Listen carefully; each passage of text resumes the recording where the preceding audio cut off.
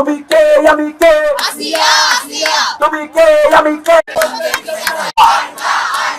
আমার মায়ের কান্না ধর্ষিতার কান্না আমার মায়ের কান্না ধৈরা ধৈরা বিচার কর একটা একটা ধর্ষক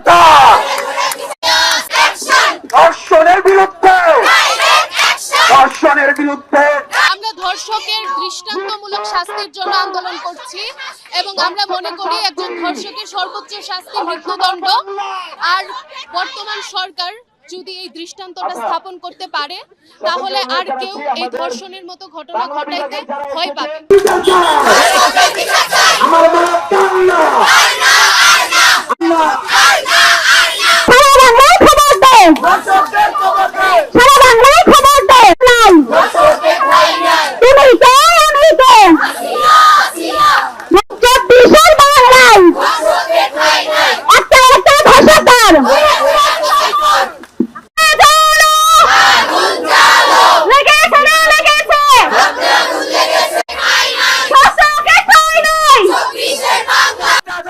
রাজশাহী বিশ্ববিদ্যালয়ের শিক্ষার্থীরা তারা তাদের ক্লাস পরীক্ষা বর্জন করে তারা এই আন্দোলনে শরিক হয়েছে এবং তারা ঢাকা এবং রাজশাহী মহাসড়ক অবরোধ করেছে এবং ধর্ষকের বিরুদ্ধে তারা সোচ্চার স্লোগান দিচ্ছে আমরা দেখতেছি।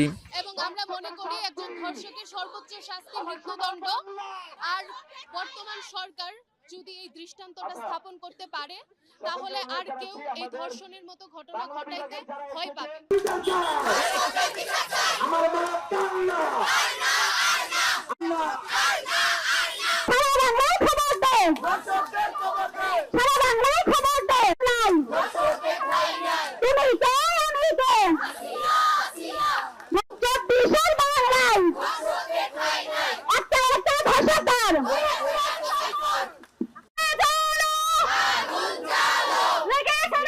ধর্ষণের মতো এমন নিকৃষ্ট ঘটনা আর না ঘটুক, আর কোনো আসিয়া, আর কোনো তনু, আর কোনো খাদিজাকে যেন কান্না করতে না হয়।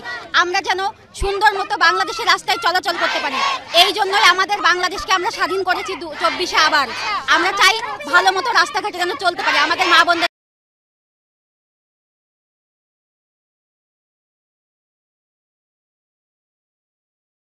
দেখুন, আমরা 24-এর আন্দোলন কেন করছি? একটা নতুন বাংলাদেশের জন্য।